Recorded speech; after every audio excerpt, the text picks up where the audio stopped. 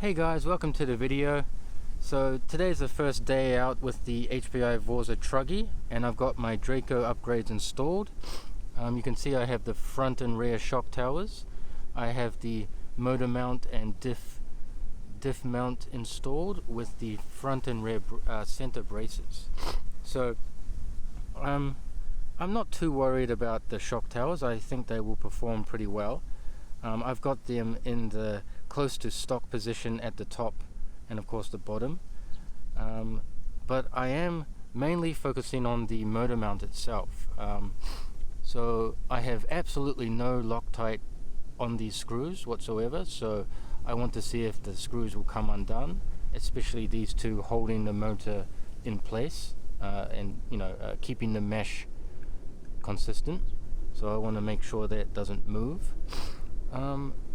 Also, as you know, with hard anodizing, this adds a thickness to the surface of about 0.05 millimeters. So as this is a split design for the center diff, trying to get this correct so the diff fits in snugly is a little bit of a challenge. So this is my second attempt, and this time the diff moves much freely than before. The first version they were very tight and the diff wouldn't move, so I had to remake them. We've got the stainless steel front and rear center braces. These are new and I've never used them before, so we will see how that works. It really adds a lot of rigidity to the platform, which I'm really stoked about. And as I mentioned in the first video, I'm considering making these separate, so these parts will screw onto the shock tower and the braces will be available separately, so you could buy this as a set. I imagine there are customers that do not want the braces, so just to reduce cost, these shock towers will be available separately. So that is what I'm thinking now. Other than that, I've got the Draco diff cases front, center and rear. You're familiar with those. They are performing very, very well. So let's get this truck running and let's see if there are any issues with the motor mount. Stay tuned for some running footage. Alright, so let's take the truck for a spin. So I have the body off because I plan to just check a few things before I take it for a real bash. That would be the screws, making sure they're tight and things like that. Remember, I don't have any Loctite on them. I'm just driving around, no point really, doing a few jumps, just with the only jump that I have access to. And then I think I'm going to bring it in now, yeah. So I'm going to grab a 2.5 millimeter wrench from my toolkit over here, and I'm just going to check the screws on the motor mount so the motor hasn't slid or anything and the mesh is still the same as before, and I'll check the screws mounting the mount to the chassis. There's no Loctite on those at all. Right, looking good. Checking the play and the diff, that's looking good too. Alright, so now I just continue.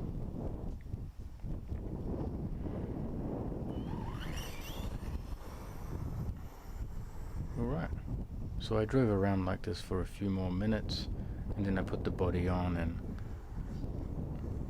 went a bit harder. Okay, so now I've got the body on the Vorza and I'm going to take it for a spin. So I'll be driving a bit harder now, testing all the components. So this is pretty much where I come every week to bash all my cars and test all my stuff. I'm probably going to have to build a ramp in the future to test things a bit more vigorously.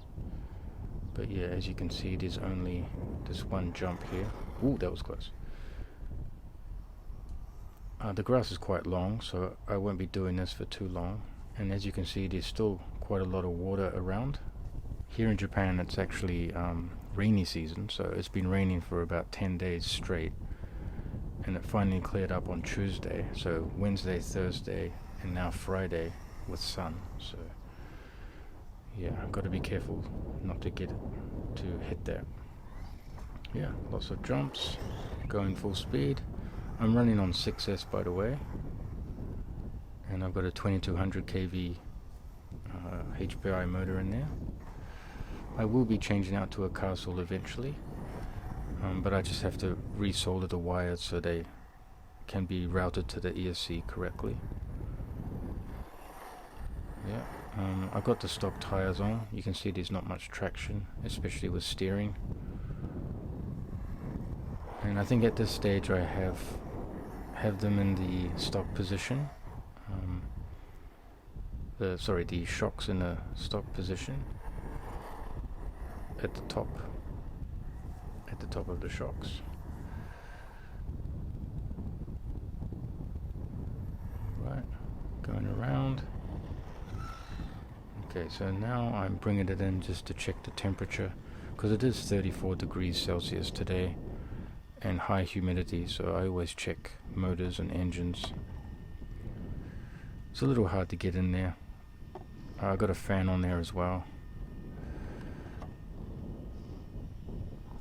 I think it was about 60 degrees, so I decided to keep going. It's around 70 that I stop and let it cool.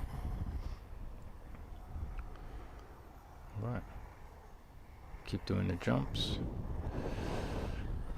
I have stock weight in the shocks, and I have some Kershaw springs. Here we go, yeah. So it's running really well. I've got a 15 tooth pinion and a 50 tooth spur. So that's the stock gearing that it comes with.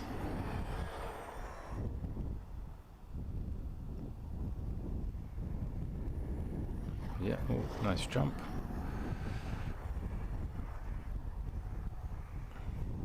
I mean, it drives very well, it's very nimble. But I think with better tires on there, you would have a bit more fun. Maybe next time I'll bring my Proline tires, see how they go. Okay.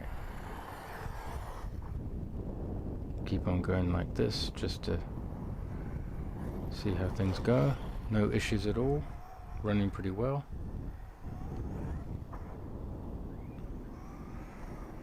Right, and then I think I'm gonna bring it in now and finish.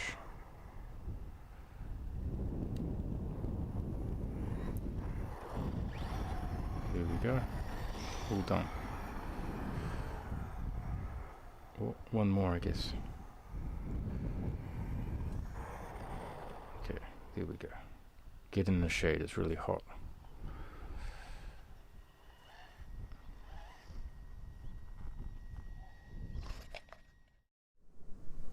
Alright guys, that brings today's test to an end. I have done 3 packs on this.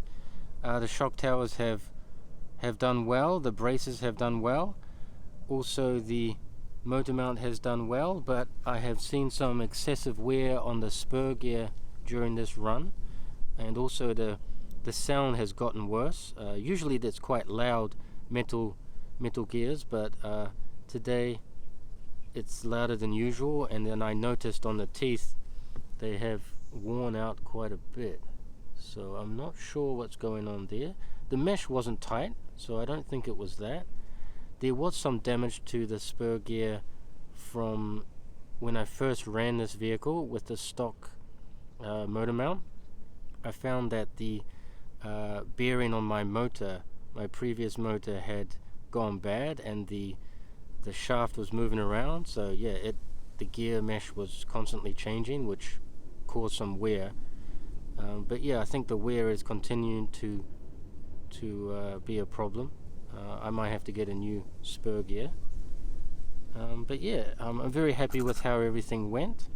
Just a few issues. I did smash the back of the vehicle, and you can see I've bent the rear wing mount. I got a rock stuck in the right rear, but I removed that, no issues. Also the left, this nut came off, and the whole wheel came off and the dog bone came out. Luckily I found the dog bone. but yeah, I will add longer screws, I think, to that area to make sure the nylon nut is engaged correctly. Yeah, everything's good. And if you haven't already, please check out the first video where I detail the design of these parts and the features I chose and the thinking behind that. There's a link in the description. Yeah, thank you for watching, and hopefully these will be available soon. See you in the next video.